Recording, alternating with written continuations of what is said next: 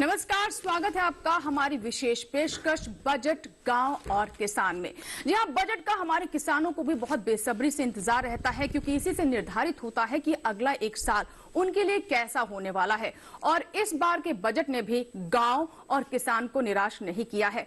तो इसी की हम पड़ताल करेंगे कि क्या क्या मिला किसानों को, किस तरीके से उनके आर्थिक विकास को बल मिल सकता है, और साथ ही साथ जैसा हमारे प्रधानमंत्री का विजन है कि टेक्निकल एग्रीकल्चर को आगे बढ़ाया जाए, कृषि स्टार्टअप को आगे बढ़ाया जाए, गांव से पलायन रुके, इसके लिए इस बार बजट में क्या सौगातें दी गई हैं, बजट के पिटारे से क्या कुछ निकला है, इस पर होगी विस्तार से चर्चा। हमारे साथ बहुत सारे युवा भी स्टूडियो में रहेंगे और अलग अलग क्षेत्रों से भी हमारे साथ किसान जुड़ेंगे। और इसके अलावा हमारे यहाँ पर स्टूडियो में पूरा मेहमानों का पैनल है जो कि इस बजट की बारीकियों को आप तक पहुंचाएंगे। उनसे मुलाकात करवा देते हैं। कृष्णवीर चौधरी जी हैं जो कि जाना माना चेहरा है और किसानों का प्रतिनिधित्व कर रहे हैं, यहाँ पर किसान नेता हैं।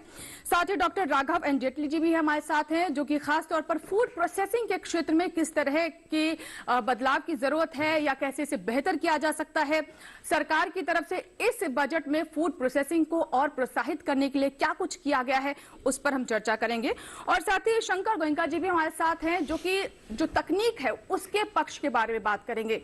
जैसा कि आप जानते हैं कि आज का समय कृषि में तकनीक का समय है और खास तौर पर ड्रोन को लेकर काफी उम्मीदें बनी हुई हैं और आने वाला समय ड्रोन का ही है। तो इस पर वो भी जानकारी देंगे और इसको लेकर किस तरह के प्रयास है उस पर भी हम चर्चा करेंगे।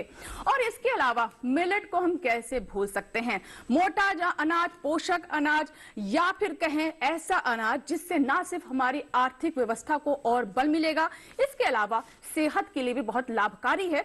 और जैसा कि आप जानते हैं कि 2023 अंतर्राष्ट्रीय मिलेट वर्ष है और इस बात का इस बजट में भी ध्यान रखा गया है। भारत जो कि सबसे बड़ा निर्यातक उत्पादक बन सकता है और काफी आगे हम इस क्षेत्र में बढ़ रहे हैं, इससे ग्लोबल सेंटर बनाने का प्रयास किया जा रहा है और इसकी झलक भी इस बजट में देखने को मिली है। तो इन तमाम बिंदुओं पर चर्चा करेंगे और साथ ही जो युवा हैं उनको भी हम सुनेंगे, उनकी बातें भी जानेंगे और समझेंगे कि आज का युवा किस तरीके से इस बजट को देखता है। तो चलिए चर्चा की शुरुआत करें। सभी मेहमानों का हम स्वागत कर चुके हैं और बजट से जुड़ी हुई जो बड़ी बातें हैं सबसे पहले उस पर नजर डालते हैं।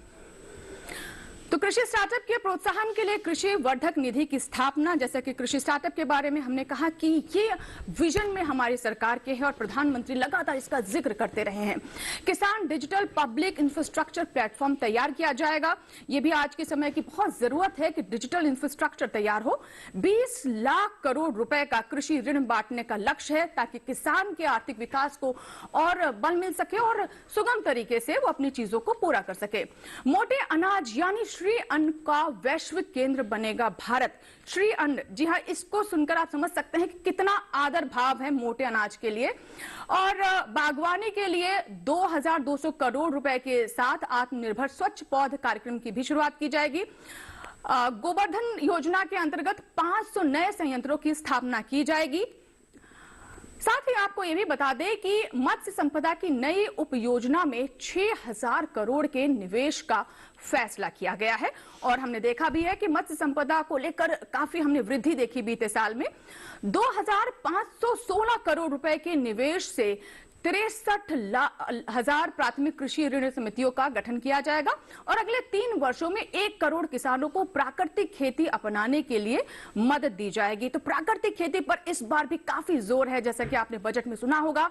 और देश में 10,000 जैव इनपुट संसाधन केंद्र स्थापित किए जाएंगे। ये बहुत जरूरी है। अगर आप प्राकृतिक खेती की कल्पना करते हैं तो किसानों के सामने ये एक व्यवहारिक समस्या आ रही थी कि वो प्राकृतिक खेती तो करना चाहते हैं लेकिन उनके इनपुट कहां से लाएं, क्योंकि जब तक आपके पास देसी गाय नहीं होगी, आपके पास गोबर की खाद नहीं होगी, तब तक आप प्राकृतिक खेती में आगे नहीं बढ़ सकेंगे। और इसी कमी को, इसी समस्या को समझते हुए सरकार ने ये अहम फैसला इस बजट में भी लिया है। और एग्री स्टार्टअप के बारे में भी हम बात करेंगे और सरकार की तरफ से जो प्राकृतिक खेती और इसके अलावा श्री अन्न जो हम कह रहे हैं यानी मोटा अनाज, पोषक अनाज, इन सभी बिंदुओं पर आज हम एक बार फिर से चर्चा करेंगे, क्योंकि अलग अलग कार्यक्रम में आप सुनते रहते हैं हमारी चर्चाओं को, लेकिन आज का कार्यक्रम विशेष तौर पर बजट की बारीकियों पर है। तो सबसे पहले कृष्णवीर चौधरी जी को ही सुन लेते हैं। सर, आप तो किसानों का प्रतिनिधित्व कर रहे हैं, तो पहला टेक क्या है इस बजट को लेकर आपका? अंजू देखिए, देश के किसानों को एक नई दिशा देने के लिए फसलों के विविधीकरण की जो बात करने के लिए प्रधानमंत्री जी ने कमेटी भी गठित की थी और बजट में विशेष रूप के जो प्रावधान किया गया है और ये 2023 का वर्ष दुनिया में मिलेट ईयर्स को जो है, ये प्रधानमंत्री जी की लीडरशिप की क्वालिटी में कहूंगा कि उन्होंने पूरी दुनिया को बताया है कि मिलेट ईयर को 2023 माना जाए और उस मिलेट ईयर में मोटे अनाजों को, जिस मोटे अनाज की 3 बातें विशेष रूप से आवश्यक हैं देश के लिए। पहला, पर्यावरण के लिए, दूसरा कम लागत होगी, तीसरा अच्छा स्वास्थ्य वर्धक होगा और चौथा किसान को उसका अच्छा मूल्य मिल कर रहा है, उसका निर्यात का बड़ा बाजार है। तो अब इसके बाद जैविक कृषि की जो बात कही है वो पहले से चली आ रही थी। अब प्राकृतिक कृषि जो प्रधानमंत्री जी ने कहा है और उसके लिए जो बजट में विशेष प्रावधान किए गए हैं वो इसलिए किए गए हैं कि ये देश की प्राकृतिक कृषि का बाजार जो है पूरी दुनिया में खड़ा किया जाना है और किसानों को उसका इसलिए होगा लाभ कि उसकी उत्पादन लागत बहुत कम होगी, उत्पादकता अच्छी होगी, मूल्य अच्छा मिलेगा। स्टार्टअप्स जो इसमें प्रावधान किया गया है वो इसलिए किया गया कि जो बेरोजगार युवा हैं हमारे, इन बच्चों को रोजगार देने के लिए और ग्रामीण युवाओं को रोजगार देने के लिए स्टार्टअप्स जो है उनका विशेष प्रावधान कृषि से संबंधित जो है और डिजिटलाइजेशन का प्रोग्राम जो किया गया है वो इसलिए कि पूरे देश का पता होना चाहिए कि हमारे हर खेत में, हर गांव के हर किसान के हर खेत में क्या पैदा हो रहा है, कितना एरिया है, उस गांव में पानी की क्या स्थिति है, वहां फसलों की क्या स्थिति है। आज तक अब से पहले जो समय था वो बदल रहा है बिल्कुल और समय के अनुरूप किया।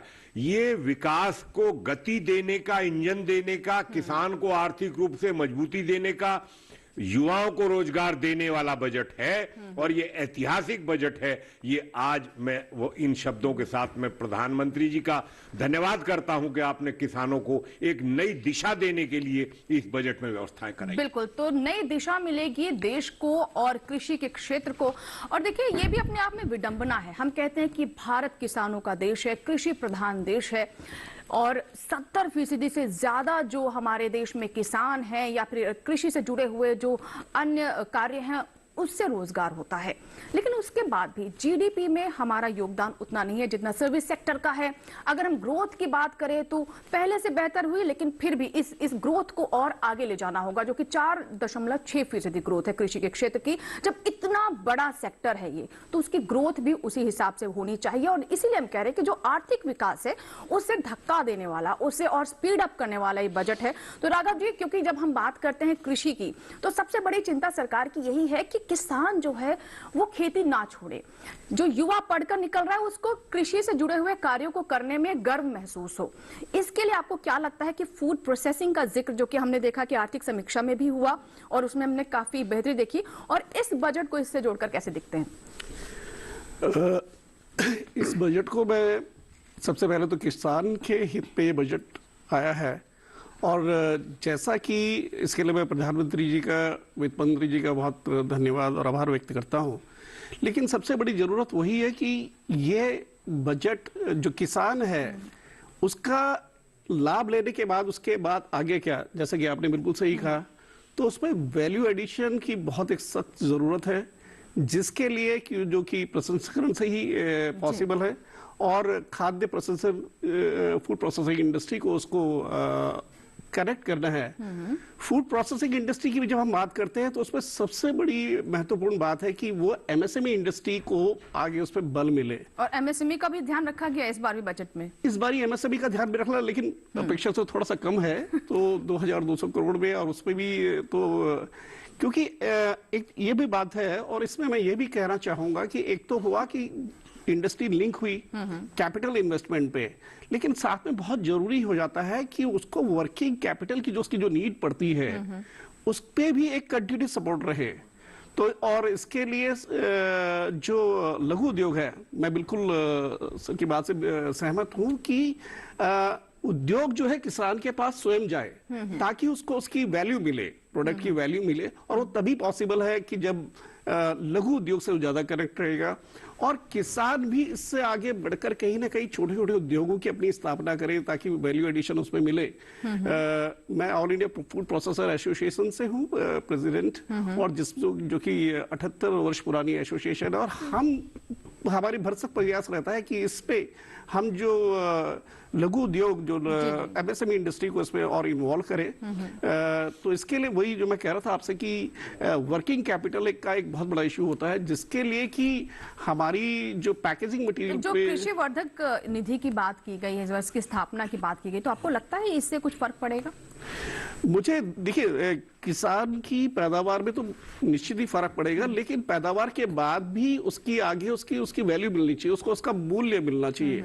अब हमने देखा है कि जिस तरह की कभी कभी किसान को जो उसकी पैदावार एक्सेस हो जाती है, उसका मूल्य उचित मूल्य नहीं मिल पाता है, तो वो प्रोसेसिंग से ही संभव है। और प्रोसेसिंग ठीक है, एक जो ग्राउंड स्तर पे या कहीं कि जितना वो उस एरिया के आसपास हो और जिसमें उसमें अधिक से अधिक लोग जुड़े, वो तभी संभव है। जी, यानी लॉजिस्टिक्स भी इसमें एक बहुत लॉजिस्टिक एक खास है, एक खास इंपॉर्टेंस है। तो उन क्लस्टर्स में जो है प्रोसेसिंग वहां पर जितना रहे तो उसकी गुणवत्ता भी बढ़ेगी और उसका ट्रांसपोर्टेशन कॉस्ट आपको बचेगा।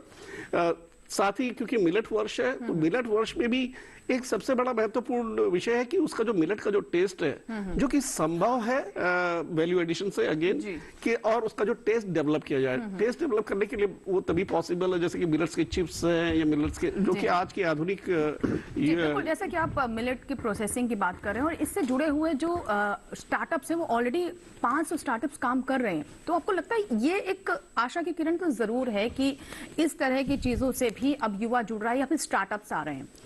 देखिए, ये बहुत अच्छी बात है, और जिस तरह से भारत सरकार मिलेट का प्रमोशन कर रही है, सिर्फ देश में ही नहीं विदेश में कई एपिडा ने बहुत प्रमोशन कर रही है और बहुत एक अच्छा रिस्पांस मिल रहा है। तो रादर मुझे तो ये ज्यादा वो है कि शायद कि मिलेट की हमारी मांग इतनी हो जाएगी दुनिया में कि सप्लाई के लिए और किसान का जो उस तरफ से ध्यान उनका केंद्रित होगा।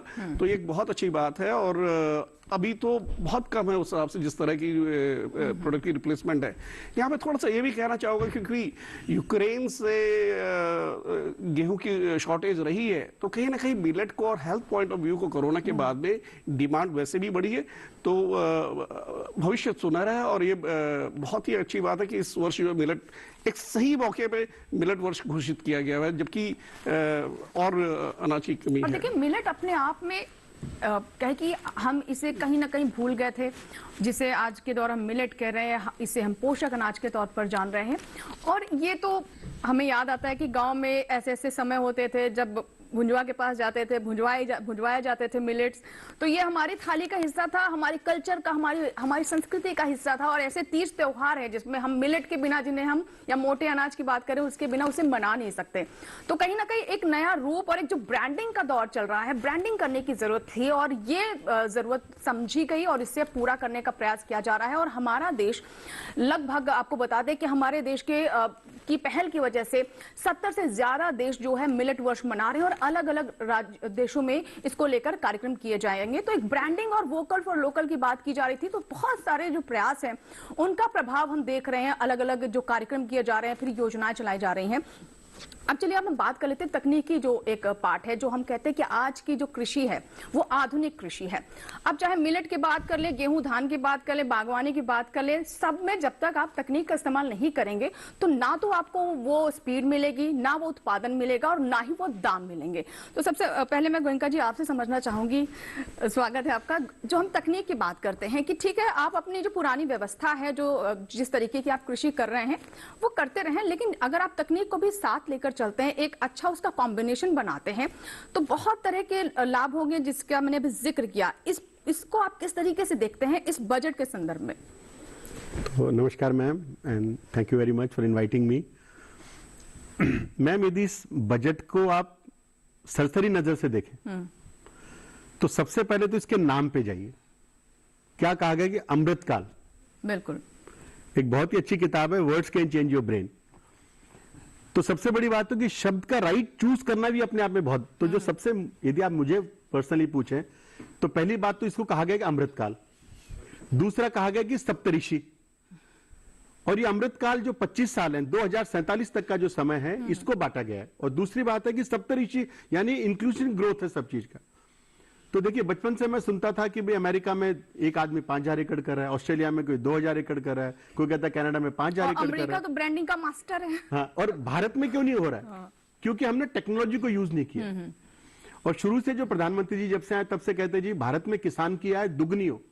तो किसान की आय दुगनी माल के दाम दुगने करने से नहीं होगा, जब तक उसका इनपुट कॉस्ट कम नहीं हो। तो जो नई टेक्नोलॉजी की बात हुई, देखिए पिछले एक साल के अंदर, जनवरी 17 के अंदर आपने लॉन्च किया था कि भाई ड्रोन के ऊपर सब्सिडी आए। एक साल के अंदर आप देखिए मैम कि ड्रोन जब से आया है, तो आप देखिए 1 एकड़ खेत के अंदर जहां सिंचाई के लिए 150 से 200 लीटर पानी लगता है, ड्रोन में मात्र 10 लीटर में पानी लगता है। जो इनपुट कॉस्ट है, जहां पे आप 1 एकड़ के अंदर 1 लीटर या 1.5 लीटर दवाई डालते हैं, उसकी जगह आप खाली 25-30% कम दवाई डालते हैं, तो आपका पानी बचा, आपका 25 से 30% इनपुट कॉस्ट बचा। उसके अलावा एक किसान एक दिन के अंदर मात्र 2 से 2.5 एकड़ स्प्रे करता है, जबकि ड्रोन के माध्यम से वो खाली 5 मिनट में 1 एकड़ को स्प्रे करके आता है। तो आपका दवाई बचा, पानी बचा, समय बचा। तीसरी बात मैडम एक्यूरेसी है। आदमी जब हाथ से छिड़कता है तो आधा छोड़ देता है, कई बार आधा करता भी है, पर ड्रोन आपके खेत को मैप करता है, उसका डिजाइन बनाता है, और जो मैप बना एग्जैक्टली उसके ऊपर स्प्रे करता है जी। तीसरी मैम इसके अंदर एक बहुत खास बात यह है कि भारत में 58,000 किसान खेतों में सांप के काटने से मरता है। भारत में 3.5 से 4 लाख किसान दवाई सूंघने से, जब वो खेतों में जाता है और दवाई को सूंघता है और उससे जितनी भी भयंकर बीमारी है उससे ग्रसित होता है। और तीसरा, ये दोनों बातें बजट में कवर हुई हैं, हेल्थ सेक्टर को बहुत प्रमोट करा गया है। और तीसरी मेन खास बात क्या है मैम कि इसके अंदर जो एंटरप्रेन्योरशिप मॉडल क्रिएट करा है। आप देखिए, भारत का यूथ अपने गांव को क्यों छोड़ता है? वो शहर जाएगा, 25, 30, 35 हजार रुपए कमाएगा और अपने गांव में अपने माँ बाप की सेवा करेगा। ये करते करते वो 40 साल का होता है जी।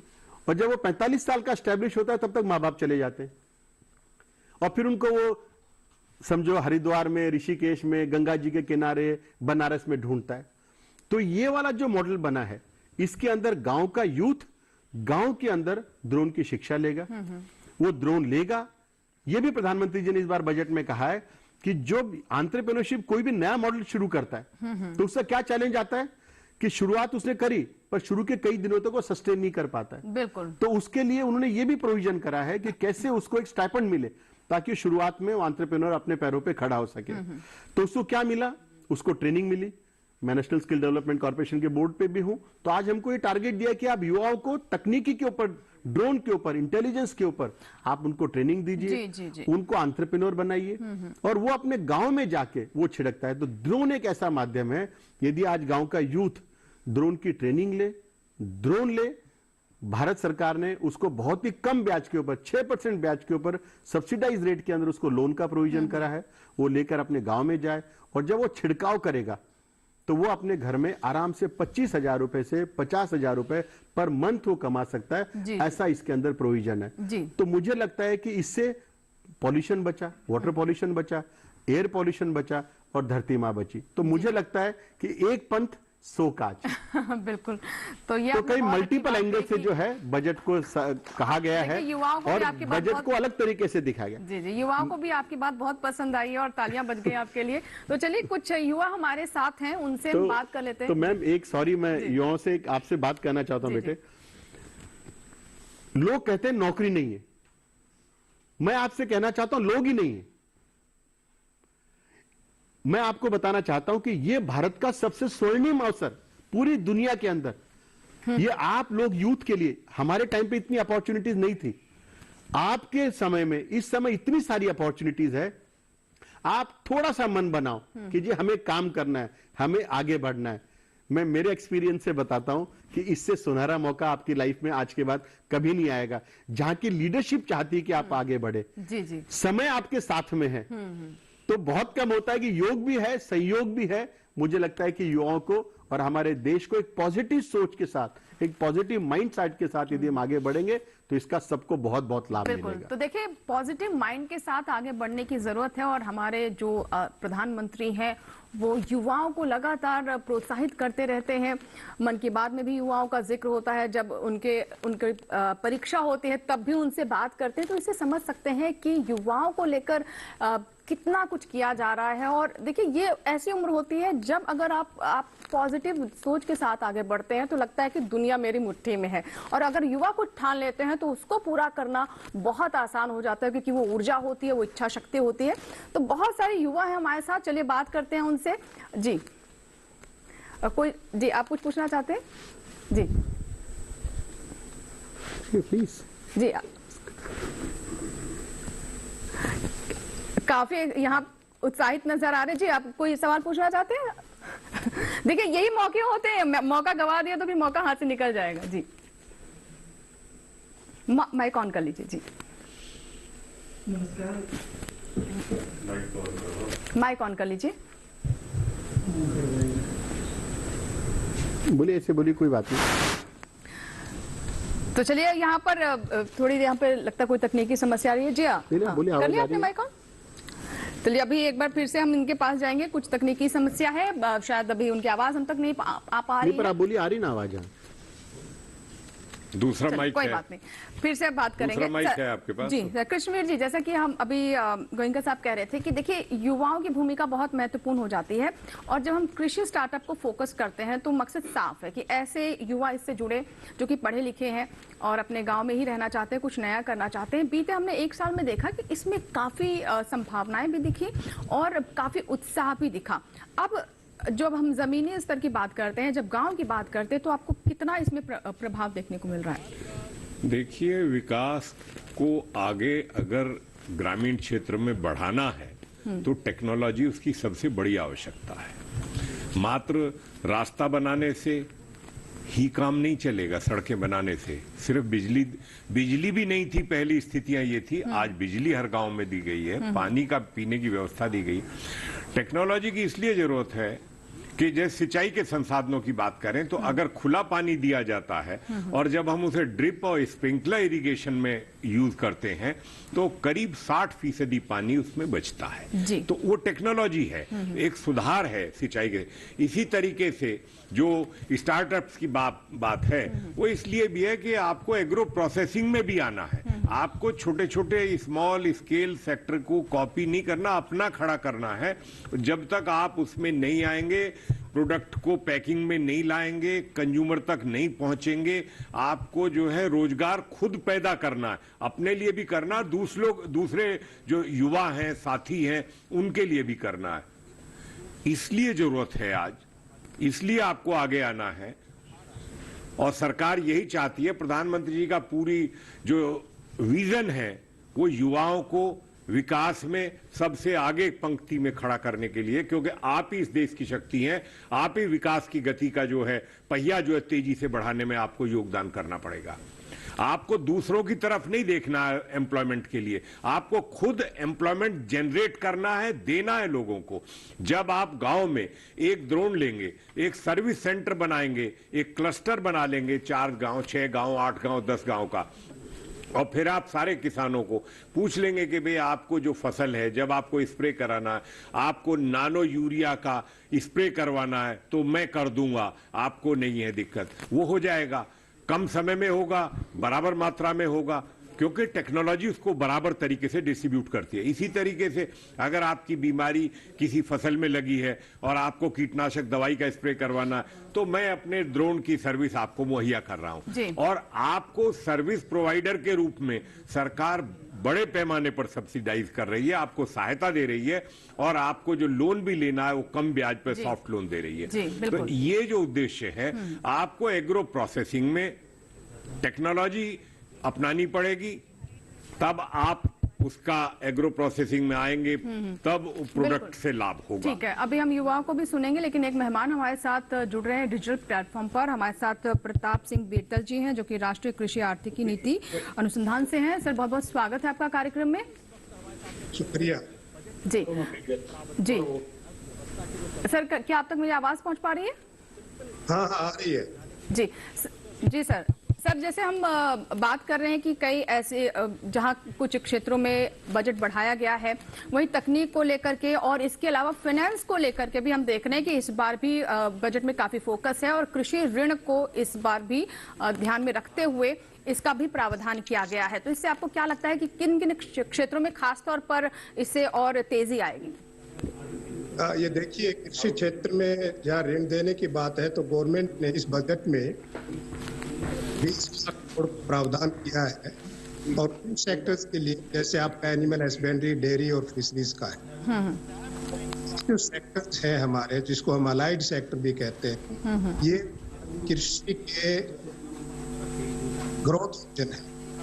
अब पिछले आप सालों में देखेंगे तो ये सेक्टर जिस गति से बढ़े हैं, लगभग 7-8% की इनमें ग्रोथ रेट रही है, जो कि क्रॉप सेक्टर में इतनी ग्रोथ नहीं रही है। इनके साथ ये इससे फायदा क्या हो, ये जो एंटरप्राइजेज है, एनिमल हस्बेंड्री है, डेयरी है, फिशरीज है, ये सब छोटे छोटे किसान या जो हमारे भूमिहीन किसान जो है, वो लोग ज्यादा एंगेज्ड हैं और ये सबसे ज्यादा फायदा इससे इनके होने वाला है। दूसरा और देखेंगे तो ये जितने भी ये हैं, एनिमल हस्बेंड्री है, ये यहाँ जितनी भी लेबर फोर्स आती है वो हमारी वीमेन से आती है और ये एक वीमेन एम्पावरमेंट की तरफ एक बहुत सराहनीय कदम होगा। उसके अंदर हम एक प्रोविजन रखें कि भाई इतना लोन जो है वो महिला किसानों को देना है। कृष्णवीर चौधरी, अभी जो लोन का बैंक जो लोन देते हैं वो ये देखते हैं कि भाई इसके पास कितनी जमीन है या नहीं है, तो उस क्राइटेरिया से दूर हटके हमें इसके लिए कुछ एक अलग से वो करना जरूर। दूसरा एक जो है इसमें सबसे बड़ी चीज जो है कि ये जो क्षेत्र है, चाहे आप दूध है, मछली है, मांस है, जितने भी हैं, इनमें तो बेस्ट प्रोडक्ट्स हैं, उनकी कंपैरिजन में न्यूट्रिएंट कंटेंट्स बहुत अच्छे और क्वालिटी के होते हैं। और हमारे देश में आपको पता है कि न्यूट्रिशन इज ए बिग 50% के आसपास हमारे जो अंडर 5 ईयर चिल्ड्रन है वो मल न्यूट्रिशन, तो ये क्षेत्र को बढ़ावा मिलेगा, तो उससे कई चीजें जो है उसमें इसके साथ साथ एक बहुत इसका होगा कि हमारे देश जो एनिमल है वो मिक्स्ड सिस्टम में और मिक्स्ड की हम बात करते हैं, उसमें ये एनिमल है जो राज है उसके ऊपर ज्यादा ट्राई करते हैं। वो जो देश जो कल्चर से जिसको आप कहते हैं जनरेट होता है, वो यूटिलाइज करते हैं ये एनिमल, उनको कन्वर्ट करते हैं न्यूट्रिशियस फूड। और इसके साथ साथ एक गवर्नमेंट इस क्षेत्र में एक बहुत बड़ा पता है अगर आप का हमारा डेयरी कोऑपरेटिव का इतिहास देखें या अभी भी अगर आप देखेंगे तो मोस्टली जितने भी ज्यादातर डेयरी कोऑपरेटिव जो है वो आप गुजरात, कर्नाटक, तमिलनाडु या राजस्थान यहाँ पर ज्यादा कंसंट्रेटेड है, जबकि पूरा पूर्व क्षेत्र, उत्तर क्षेत्र है, नॉर्थ ईस्टर्न रीजन जो है वो इसमें कोई ज्यादा विकास नहीं हुआ। उसको ध्यान में रखते हुए कोऑपरेटिव्स पे तो इम्फेसिस दिया है इस बजट में, वो एक माइलस्टोन होगा इस सेक्टर्स को बढ़ावा देने। जी जी बिल्कुल।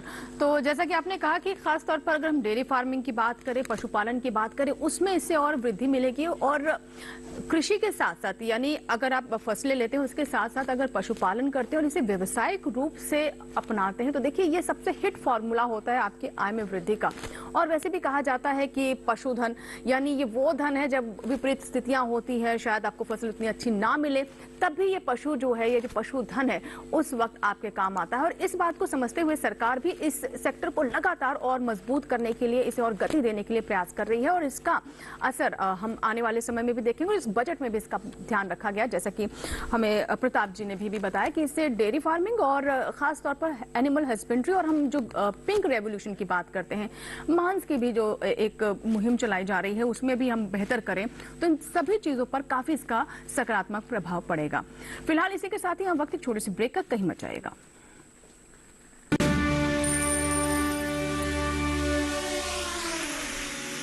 ये सफर है प्रकृति का, ये दास्तां है हमारी संस्कृति की।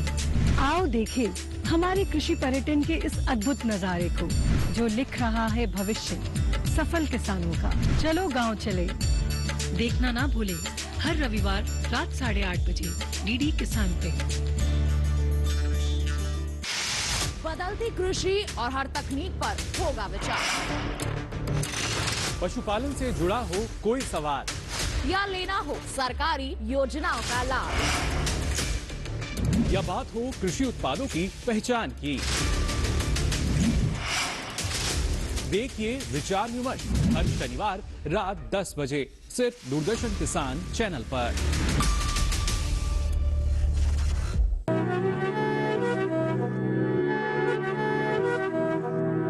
वेलकम टू कृषि स्टार्टअप शो। कृषि स्टार्टअप में आज से हम कर रहे हैं एक नए सफर की शुरुआत।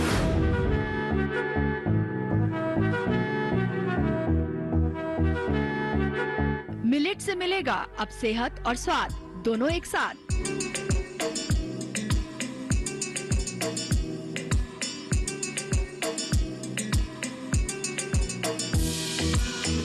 पोषक अनाज से ready to eat, ready to cook item हो रहे हैं तैयार। इस नए सफर की शुरुआत हम कर रहे हैं हैदराबाद से।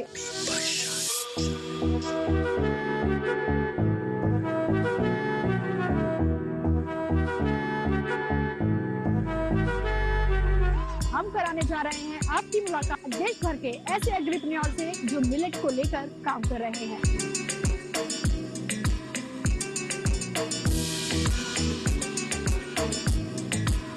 कृषि स्टार्टअप का मिलेट स्पेशल सफर हर शनिवार रात 9:30 बजे और पुनः प्रसारण सोमवार शाम 4 बजे सिर्फ दूरदर्शन किसान पर।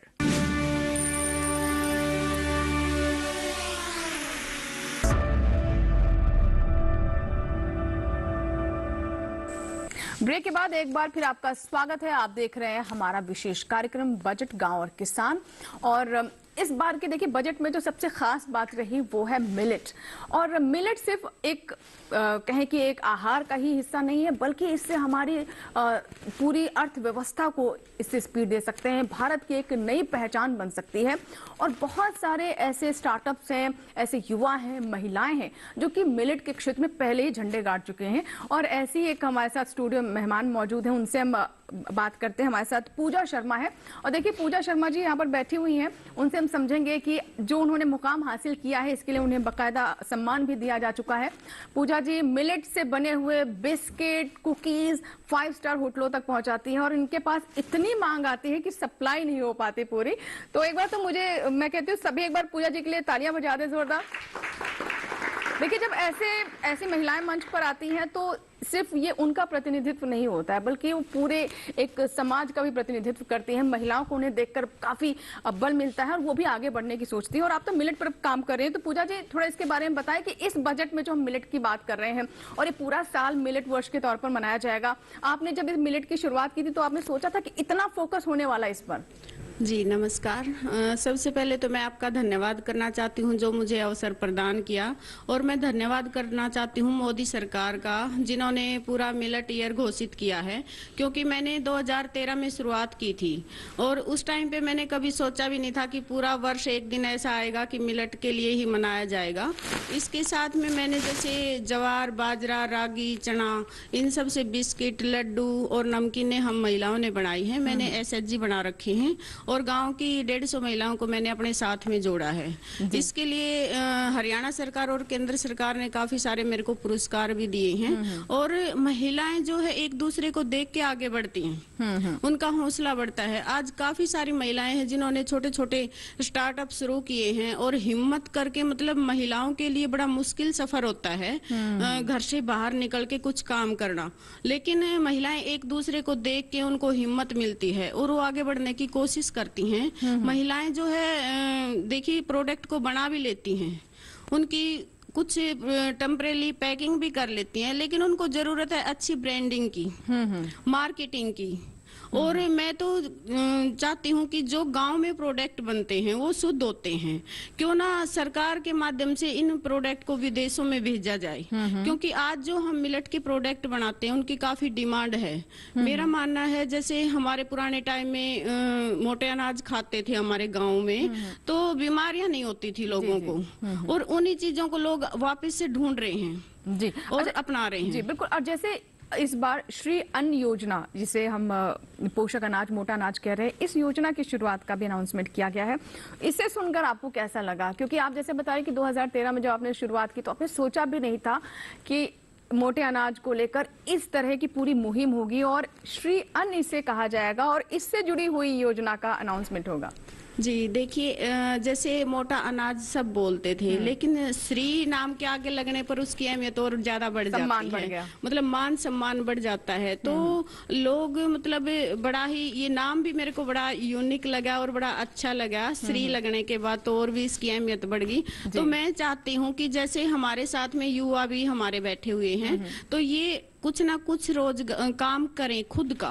देखिए सरकारी नौकरी सबको नहीं मिल सकती, लेकिन एक अगर बच्चा काम शुरू करता है तो वो 5 लोगों को साथ लेके चलता है। मैं ये सब इनसे कहना चाहती हूँ कि कम से कम आप अपने देश के जो प्रोडक्ट हैं उनकी मार्केट करिए, उनको बढ़ावा दीजिए। सरकार भी काफी बढ़ावा दे रही है। बिल्कुल। और जैसे कि आप कह रहे हैं कि युवा जो है इसे मार्केट करें, इसे आगे बढ़ाएं, तो यहाँ पे कुछ युवा है और देखिए एक हाथ भी खड़ा कर रहे हैं युवा। जी बताइए, कुछ कहना चाह रहे हैं आप? जी हाँ बोलिए, अपना नाम बताएं पहले। नमस्कार, first of all thank you for inviting me. And मेरा नाम अभिनव जैन है और मैं आर्यभट्ट विश्वविद्यालय से हूँ। और मेरा प्रश्न पहले तो ये था कि जैसे आपने बात चर्चा की थी कि जो सरकार है वो डिजिटलाइजेशन बहुत कर रही है फार्मर्स के लिए, तो आपको नहीं लगता कि सबसे पहले तो जो सरकार के क्षेत्र में थोड़ा इम्प्रूवाइज करना चाहिए? जैसे आप अभी भी गाँव वगैरह में जाते हैं तो नेटवर्क की प्रॉब्लम होती है। जी ठीक है। आपने जो हमारे ये युवा हैं जिनका कहना है कि डिजिटल इंडिया की हम बात कर रहे हैं, तो गांव में अभी उतनी अच्छे से व्यवस्था नहीं है, गांव तक जो इंटरनेट की पहुंच है। हालांकि इसको लेकर पिछले बजट में भी काफी कुछ कहा गया था और चीजें काफी बदली हैं। हम देख रहे हैं कि आज का किसान डिजिटल किसान होता जा रहा है। तो इस पर हम बात करते हैं। सर कृष्णवीर जी क्या कहना चाहेंगे, जो अभी किसान डिजिटल पब्लिक इंफ्रास्ट्रक्चर प्लेटफॉर्म तैयार करने को लेकर के भी इस बजट में कहा गया है, तो आपको लगता है कि वो जो एक कमी है उसे हम दूर कर पाएंगे? देखिए इसमें 2 चीजें हैं। डिजिटलाइजेशन जो कर रही है सरकार, उसको बढ़ावा दे रही है। पहले तो लोग ये कहते थे साहब मोबाइल को चार्ज करने के लिए बिजली नहीं होती थी, आज बिजली मुहैया की है। आज आपके देश ने 5G को भी इंट्रोड्यूस कर लिया है। तो ये टेक्नोलॉजी ऊपर से नीचे तक पहुंचाने के लिए सरकार पूरी तरीके से प्रयासरत है और हर योजना इसी काम के लिए। ई नाम मंडियां इसलिए बनाई गई कि देश के सारे बाजार को एक देश एक बाजार बनाए। बहन जी आपने एक बात कही मिलेट की अवेलेबिलिटी की, मेरा आपसे आग्रह है कि राजस्थान के किसान जो बाजरा पैदा कर रहे हैं वो ऑर्गेनिक ही है, लगभग बाय डिफॉल्ट ऑर्गेनिक है। और उनकी स्थिति ये रही है, मैंने देखा है कि पिछले सीजन में उनको खरीदार नहीं मिल रहे थे, एमएसपी पे उनका बाजरा नहीं खरीदा जा रहा था। तो आप अगर अपना कॉन्ट्रैक्ट एक तरीके से रखते हुए और किसानों के साथ कर लें, अगर हरियाणा में कोई कमी नहीं है, हरियाणा सरकार ने इस बार 7,000 रुपए प्रति एकड़ किसानों को डाइवर्सिफिकेशन करवाने के लिए कि आप सिर्फ धान और गेहूं के पीछे मत पड़िए, आप बढ़िया अनाज पैदा करिए। जो बिल्कुल, तो जैसे कि आप बता रहे हैं, योजनाएं इसलिए है, तो आपको कोई कमी बाजरे की नहीं है, रागी की कमी नहीं है। उत्तराखंड तक में आप देखिए रागी उपलब्ध है। और बड़ी बात यह है कि आज पूरी दुनिया ने आपका लोहा माना है और यही मैंने कहा कि ग्लोबल लीडरशिप है प्रधानमंत्री की कि आज पूरी दुनिया ने मिलेट को 2023 घोषित किया। बाकी तो मैंने तो मिठाई भी देखी, बिस्किट भी देखे और सब कुछ देख लिया, खीर भी देख लिया और बहुत लंबे समय से मैं देख रहा हूं और बहुत ही स्वाद को बदला गया। देखिए हम डिजिटल इंडिया की बात कर रहे हैं और कृषि में डिजिटल किसान। मैं 2 मिनट और कहूंगा मुझे। नहीं मेरी बात सुनिए। पशुपालन के क्षेत्र में जो दबाव है वो इसलिए ज्यादा से ज्यादा है कि दूध की मांग बढ़ रही है और दूध का उत्पादन उतना नहीं हो पा रहा है आज, मतलब जो जरूरत है उसको पूरा करने के लिए। तो अच्छे पशुओं की नस्ल को बढ़ावा देने के लिए सरकार योजना दे रही है। युवाओं को पशुपालन में आना होगा, मुर्गी पालन में आना होगा, मछली पालन में आना होगा। तो ये आपके आय के स्रोत हैं और बहुत मजबूती से आर्थिक बिल्कुल। देखिए, किसान डिजिटल पब्लिक इंफ्रास्ट्रक्चर प्लेटफॉर्म की हम बात कर रहे हैं, तो इसको लेकर आज के बजट में वित्त मंत्री जी ने क्या कहा, आइए वो सुनते हैं। Digital public infrastructure for agriculture will be built. एक खुले स्रोत, खुले मानक और अंतर प्रचालन योग्य लोकहित के रूप में कृषि के लिए डिजिटल पब्लिक इंफ्रास्ट्रक्चर का निर्माण किया जाएगा। इससे फसल नियोजन एवं स्वास्थ्य के लिए संगत सूचना सेवाओं, फार्म इनपुट के प्रति बेहतर सुलभता, ऋण एवं बीमा, फसल आकलन के लिए सहायता, मार्केट इंटेलिजेंस और एग्रीटेक इंडस्ट्री एवं स्टार्टअप्स के विकास के लिए समर्थन के माध्यम से समावेशी किसान केंद्रित समाधान संभव हो पाएंगे। बिल्कुल। तो देखिए, हम बात कर रहे हैं आज के युग की, जहां हम डिजिटल युग हो चुके हैं और कृषि का क्षेत्र ऐसा है, इससे और ज्यादा डिजिटल होने की जरूरत है। इस बात को हम महसूस भी कर रहे हैं, समझ भी रहे हैं। और देखिए, यहाँ पर छात्रों ने भी इसका जिक्र किया, हमारे मेहमानों ने भी किया। और एक और खास मेहमान हमारे साथ स्टूडियो में जुड़ चुके हैं। हमारे साथ रजनीश पांडे जी भी हैं, जो कि मुख्य प्रबंधक हैं इफ्को से। सर, आपका भी कार्यक्रम में स्वागत है। और आपसे हम नैनो यूरिया के बारे में बात करेंगे। और देखिए, इस बार भी उर्वरकों को लेकर के भी बजट में जिक्र किया गया है, लेकिन उससे पहले कुछ यहाँ पर युवाओं के हाथ खड़े हो रहे हैं, उनके हम सवाल ले लेते हैं। जी, hello everyone, I am Gagandeep और मैं दिल्ली स्कूल ऑफ इकोनॉमिक्स से हूँ। तो मेरा एक सवाल है कि मुझे इस बजट में दो चीज़ें बहुत अच्छी लगी। एक तो ऑर्गेनिक फार्मिंग में जो हमारा फोकस है और जो एग्रीकल्चर स्टार्टअप्स पे जो हमारा फोकस है, वो मुझे बहुत ही अच्छी एक चीज़ लगी। बट एक और चीज़ जो एक खतरा है गेस क्रॉप एग्रीकल्चर के लिए, जो कि क्लाइमेट चेंज। तो मैं आपसे ये कुछ सजेशंस लेना चाहूंगी कि क्या सरकार कर सकती है to combat the crisis of climate change. जी, तो देखिए, जी, क्लाइमेट चेंज आज की तारीख में ग्लोबल सिनेरियो है। तो क्लाइमेट चेंज सिर्फ इंडिया में ही नहीं है, मैं फ्रांस में हो गया, इटली में ऑरेंज की क्रॉप अफेक्टेड है, चाइना में एप्पल एंड टमाटर है। रादर मैं ये कहूँगा कि as in comparison with other part of the world, India में क्लाइमेट चेंजेस बहुत जो क्रॉप को अफेक्ट करे काफी कम है। तो इसको यदि इस रूप में देखा जाए तो हमारे पास में और अच्छे अवसर आ रहे हैं। मैं जस्ट एक एग्जांपल दूंगा कि जो टोमेटो पेस्ट है, पहले China used to be the largest, China सबसे बड़ा एक निर्यात करता था। आज चाइना नहीं कर पा रहा है। तो आपके पास में अपॉर्चुनिटीज हैं कि इंडिया के पास में अपॉर्चुनिटी है। और देखिए, हम जलवायु परिवर्तन को लेकर काफी सुधार करने के लिए ही मोटे अनाज की तरफ क्रॉप डाइवर्सिफिकेशन की नीति को लागू किया। जी बिल्कुल। और देखिए, हमें इस तरह की तकनीकों का भी इस्तेमाल करना पड़ेगा जो कि जलवायु परिवर्तन से लड़ने के लिए सक्षम हो। और इसके लिए भी हम लगातार देख रहे हैं कि नई किस्में हो, नई तकनीक हो और नई नई तरह की फसलों की तरफ हम किसानों को रुझान उनका हम देख रहे हैं। और इसके अलावा देखिए, एक एफपीओ आप जानते हैं, एफपीओ को लेकर सरकार बहुत गंभीर है। और जब किसान इकट्ठे होंगे, संगठन में होंगे, तो जो नई तकनीक है जो कि क्लाइमेट चेंज जैसी समस्या से लड़ने के लिए सक्षम होगी, वो उन तक पहुंच पाएगी। क्योंकि अकेला जब किसान होता है तो उन तकनीकों तक नहीं पहुंच पाता है, उस तरह का फाइनेंस उस तक नहीं पहुंच पाता है। तो सहकारिता को लेकर इस बजट में क्या कुछ कहा गया, आइए सुनते हैं वित्त मंत्री जी को। Activities of fishermen, fish vendors and micro and small entrepreneurs, improve value chain efficiencies and expand the market. मूल्य श्रृंखला दस्ताओं में सुधार लाया जाएगा। किसानों, विशेष रूप से छोटे एवं सीमांत किसानों के लिए तथा अन्य वंचित क्षेत्रों के लिए सरकार सहकारिता आधारित आर्थिक विकास मॉडल को बढ़ावा दे रही है। सहकार से समृद्धि के विजन को हासिल करने के अधिदेश के साथ एक नए सहकारिता मंत्रालय का गठन किया गया है।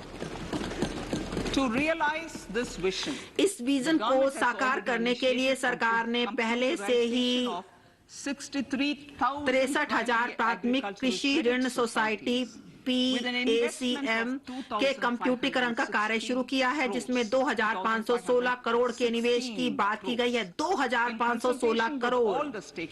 और सभी हितधारकों एवं राज्यों के साथ परामर्श करके PACS के लिए हमने, ताकि वह बहुउद्देशीय PACS बनने में सक्षम हो सके, हमने एक मॉडल उपनियम तैयार किया गया है, और ताकि सहकारी सोसाइटियों के देशव्यापी मानचित्रण के लिए एक राष्ट्रीय सहकारी डाटाबेस तैयार किया जा सके। और हम इसे डाटाबेस तैयार किया जाएगा जो सहकारी स्तर पर होगा, और यह देशव्यापी मानचित्रण के साथ किया जाएगा। राष्ट्रीय सहकारी डेटाबेस तैयार किया जा सके, इसको लेकर के अभी आपने सुना कि निर्मला सीतारमण जी ने क्या कहा, और ये बहुत जरूरी भी है कि सरकार के पास पूरा खाका हो, क्योंकि जब तक आपके पास नंबर्स नहीं होंगे, डेटा नहीं होंगे, तब तक आप उस ब्लूप्रिंट पर काम नहीं कर पाएंगे जिसकी हम चर्चा कर रहे हैं, जिसकी हम बात कर रहे हैं और जिसको लेकर हम उत्साहित हैं। रजनीश जी, जैसा कि हम आज इस बार के बजट की बात करें तो इसमें वैकल्पिक उर्वरकों को प्रोत्साहित करने की भी बात कही गई है, यानी जो आप रसायनों का इस्तेमाल कर रहे हैं, इसके अलावा और कौन कौन से विकल्प इस्तेमाल किए जा सकते हैं, इस पर जोर दिया गया है। और हमने देखा कि बीता पूरा साल इसमें काफी काम भी हुआ है। अगर हम नैनो यूरिया की बात करें तो इसको आप किस तरीके से देखते हैं कि ये आने वाले इस समय में और इस बजट में इसको और कितना बल मिलेगा, और किसान इसको लेकर कितने उत्साहित होंगे? बहुत बहुत धन्यवाद आपका मुझे इस चर्चा में बुलाने के लिए। और सर्वप्रथम अपनी बात शुरू करने से पहले मैं हमारे माननीय प्रधानमंत्री मोदी जी का धन्यवाद करना चाहूँगा, और इसके साथ ही मैं वित्त मंत्री, माननीय वित्त मंत्री जी का भी धन्यवाद करना चाहूँगा कि उन्होंने इतना खूबसूरत ये बजट जो हमें दिया है, जो कि एकदम धरातल का बजट है, युवाओं को नए आयाम को देने वाला बजट है, एवं बुजुर्गों का भी इसमें बहुत अच्छे से ध्यान रखा गया है। एक तरीके से अपने आप में एक सब चीज़ें समावेशित करते हुए ये बजट का निर्धारित किया गया है, जो कि हमें बहुत नई चीजें हमें प्रदान करता है। आपने जैसे कि PM प्रणाम यानी कि नैनो यूरिया के बारे में बात की। नैनो यूरिया एक PM प्रणाम का ही एक हम भाग इसको समझ सकते हैं। जी जी। हमारे देश में सबसे बड़ी जो समस्या जो है वो ये है कि जब हमें कृषि निवेशों की जरूरत होती है, हमारे किसान भाइयों को जब कृषि निवेश की जरूरत होती है, तो वो कृषि निवेश यानी कि फर्टिलाइजर्स मुख्य रूप से बाहर से आयात किए जाते हैं। हमारे देश में लगभग 2,50,000 करोड़ का आयात उर्वरकों का होता है, और हमारे देश का जितना भी पैसा है वो आयात के रूप में बाहर के देशों में चला जाता है। तो ये एक बहुत ही महत्वपूर्ण स्टेप है जिसके लिए सरकार ने कदम लिया, और इफ्को ने भी इसमें साथ में काम करते हुए हमने नैनो फर्टिलाइजर का शुरुआत की। हमारी इस नई स्थिति के अंदर जो नैनो तकनीक का प्रयोग किया गया है, जो विश्व में सबसे जो लेटेस्ट तकनीक है वो इस समय नैनो टेक्नोलॉजी है जी। और नैनो टेक्नोलॉजी का प्रयोग जब हम कृषि में, हमारी खेती में इसका प्रयोग करेंगे और इसको धरातल पे लेके आएंगे और न्यूनतम दरों पे जब उपलब्ध करा पाएंगे, तब हमारे खेती में हमारी किसान को इसका लाभ असल में हो पाएगा। इसी दिशा में नैनो यूरिया का निर्माण किया गया। नैनो यूरिया का निर्माण करने में सभी तरह की ट्रायल्स कराए गए और उसके पश्चात इसको किसानों तक पहुंचाया गया। बिल्कुल। और जैसे कि आप कह रहे हैं सर जी, जैसे आपने कहा कि PM प्रणाम योजना का ही ये भाग है, तो आपको लगता है कि एक योजना इसके लिए गठित करनी या फिर उसको एक नाम देना बहुत जरूरी था? मैं आपकी बात पे भी अभी आता हूँ। मैं एक छोटी सी बात जरूर अपने जो हमारे यहाँ पर बैठे हुए उन बच्चों को बताना चाहूँगा, क्योंकि ये इनसे भी जुड़ी हुई है और आने वाले हमारे देश के भविष्य से भी जुड़ी हुई है। तो नैनो तकनीक का जब हमने प्रयोग जब खेती में कराया, और आपको इस चीज़ के लिए बहुत ही अच्छा लगेगा सुन के कि हमारे जो इस नैनो यूरिया का जो उत्पादन की जो योजना बनाई गई है, उसमें लगभग 44 करोड़ बोतल का निर्माण 2025 तक कराए जाने की योजना है। उसमें से 5 प्लांट्स का इनॉग्रेशन और स्टार्ट हो चुके हैं। अगर हम देखें तो एक बोतल जो नैनो यूरिया है वो एक बैग यूरिया को रिप्लेस करती है। तो जब हम 44 करोड़ नैनो यूरिया की बोतल हम बनाएंगे तो हम लगभग 200 लाख टन यूरिया के आयात को रोक सकते हैं। और 200 लाख टन यूरिया के आयात को रोकना यानी कि हमारे देश का बहुत बड़ा पैसा यानी 70 से 80 हजार करोड़ रुपया जो आयात के रूप में बाहर के देशों में चला जाता है, उसको हम रोक सकेंगे और रोकने के पश्चात उसको विभिन्न योजनाओं में लगा सकते हैं। जी बिल्कुल, हम खेती के विकास में लगा सकते हैं, ग्रामीण क्षेत्रों के हमारे देश का पैसा है उस उर्वरकों को लाने के लिए जो खर्च होता है उस पर हम काफी हद तक कामयाब हो गए कि उसे हम रोक पाएंगे। तो कह सकते हैं कि किसान की भूमिका देखिए सिर्फ अनाज उगाने तक ही नहीं है, उसकी भूमिका हर स्तर पर है, देश के विकास के हर स्तर पर, चाहे हम अपने फॉरेक्स एक्सचेंज की बात करें, फॉरेन एक्सचेंज की बात करें, उसमें भी उसकी भूमिका है। हमारे साथ एक किसान है, वो कुछ कहना चाहते हैं। जी बताइए। जी जी, आप अपनी बात कह सकते हैं। नमस्कार, मेरा नाम सोहन सिंह राठी। जी हाँ जी। हरियाणा के गुड़गांव जिले के मुबारकपुर गांव से हूँ। पहले सरकार कहती थी परंपरागत खेती करो। जी। परंपरागत खेती छोड़ के आप बागवानी करो या सब्जी वगैरह करो। उसमें कई जगह बहुत सी दिक्कत थी, खारा पानी था, वो हो नहीं पाती थी। अभी ये जो सरकार ने मोटा अनाज श्री अन्न नाम से जो योजना शुरू की है, इसमें किसानों की कम लागत से और मोटा अनाज ये बगैर पानी के भी, क्योंकि ज्यादातर मोटे अनाज खरीफ फसल में ही होते हैं, तो ये बहुत अच्छी योजना है। जी बिल्कुल। तो आप संतुष्ट हैं इससे? हाँ जी, आप इससे संतुष्ट हैं? हाँ जी। जी जी।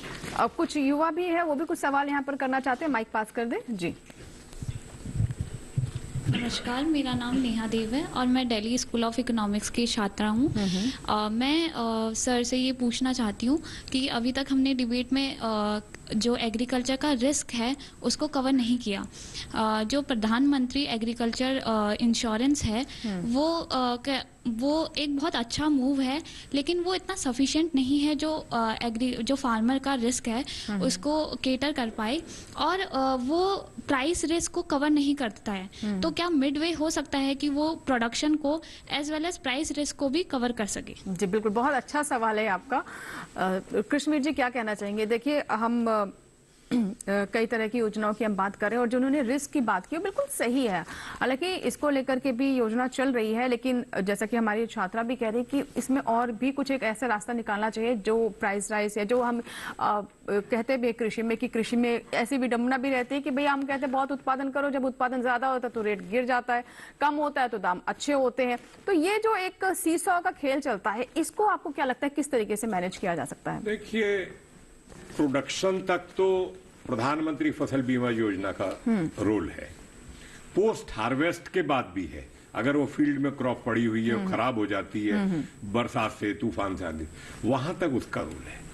उसके बाद जब बाजार में आपको जाना है तो बाजार में उस इंश्योरेंस का रोल कंपनी का जो है नहीं है, सिर्फ प्रोडक्शन तक है। हाँ, उसमें ये भी है कि अगर प्रोडक्टिविटी डाउन जाती और है, एमएसपी भी है। देखिए, एमएसपी इसीलिए उसको करते हैं। अब बात आती है कि उसके फसल का मूल्य की बात है। सरकार की अभी तक जो व्यवस्थाएं थी वो न्यूनतम समर्थन मूल्य की घोषणा सरकार करती है। सरकार ने जो उत्पादन लागत आता है उस पर 50% लाभकारी मूल्य जोड़कर, कुछ फसलों पे 60 से 70% जोड़कर उनको घोषित किया है। सरकार उस पर खरीदारी भी बढ़ा रही है, लेकिन बाजार का जो है वो व्यवस्थाएं अलग है, उनमें सुधार की आवश्यकता है। और जो सुधार की शुरुआत हुई थी उसका कुछ लोगों ने, जिनको उसका नुकसान हो रहा था, उन्होंने विरोध किया। लेकिन आप भी जानते हैं, इकोनॉमिक्स के आप स्टूडेंट हैं, कि जब बायर ज्यादा होंगे तो उत्पादन करने वाले को उसका उत्पादन का मूल्य मिलेगा। अभी तक उत्पादन का मूल्य मोनोपोली है बाजार पर, एपीएमसी कहते हैं, agriculture produce marketing committee act जो है उसके कब्जे में है, और वो एक कॉकस है। वो किसानों का शोषण अगर अब तक हुआ, जब भी हुआ, उन्हीं के द्वारा किया गया। जी जी। और स्थिति आपने बिल्कुल ठीक कही, आपने बिल्कुल ठीक सवाल उठाया। और जो प्रधानमंत्री जी ने उसके लिए जो कमेटी बनाई है, मैं उसमें सदस्य हूं किसानों के प्रतिनिधि के रूप में। उसमें प्रधानमंत्री जी ने कहा है कि एमएसपी में पारदर्शिता कैसे हो, उसकी इफेक्टिवनेस कैसे हो, और लघु और स्मॉल फार्मर जो 86% उसको उसका लाभ कैसे मिले, देखिए, उस पर कमेटी। देखिए, सीधी बात कहें तो एमएसपी है, प्रधानमंत्री फसल बीमा योजना है, और इसके अलावा जो हम एफपीओ कह रहे हैं, ये भी काफी हद तक उस रिस्क को मैनेज करने में, उसको घटाने में काम कर, बाइंग कैपेसिटी बढ़ाता है। रजनीश जी, आप कुछ कहना चाह रहे हैं? हाँ, बहुत कम समय। मैं इसमें ये बच्चे ने बहुत अच्छा प्रश्न पूछा था रिगार्डिंग इंश्योरेंस। तो क्रॉप इंश्योरेंस के लिए हमने भी, इफको ने भी एक संस्था का गठन किया, इफको टोक्यो जनरल इंश्योरेंस संस्था। परंतु अभी तक जितनी भी संस्थाएं थी वो बहुत कम है, इनका एकदम सही पॉइंट है। तो इसी चीज को ध्यान में रखते हुए सरकार अभी माइक्रो एजेंट्स का भी बनाने का काम शुरू किया। बिल्कुल जी। और माइक्रो एजेंट्स के माध्यम से हम ग्रामीण क्षेत्र में जो इंश्योरेंस का जो अभी तक हमारे पास जो टोटल हमारी कंपनीज हैं या फिर जितने लोग इंश्योरेंस प्रोवाइड करा रहे हैं उसको हम बढ़ा सकते हैं जी, और उसको हम जब बढ़ा लेंगे तो हर ग्रामीण क्षेत्र बिल्कुल बिल्कुल सर, बिल्कुल। यानी कुल मिलाकर कह सकते हैं कि हर स्तर पर किसानों के लिए प्रयास किए जा रहे हैं और इसकी झलक इस बजट में भी देखने को मिली। बहुत बहुत शुक्रिया सभी मेहमानों का, आप स्टूडियो में और इतनी महत्वपूर्ण चर्चा में आपने हिस्सा लिया, बजट की बारीकियों को और बेहतर तरीके से समझाया। और ये जो हमारे युवा तमाम यहाँ पर छात्र हैं, ऑडियंस है, उनका भी बहुत बहुत शुक्रिया। आप लोग स्टूडियो में और अपनी राय रखिए, अपने विचार रखिए, बहुत बहुत धन्यवाद। इसी के साथ ही बजट विशेष में फिलहाल इतना ही, दीजिए इजाजत, लेकिन आप बने रहे दूरदर्शन किसान के साथ। नमस्कार।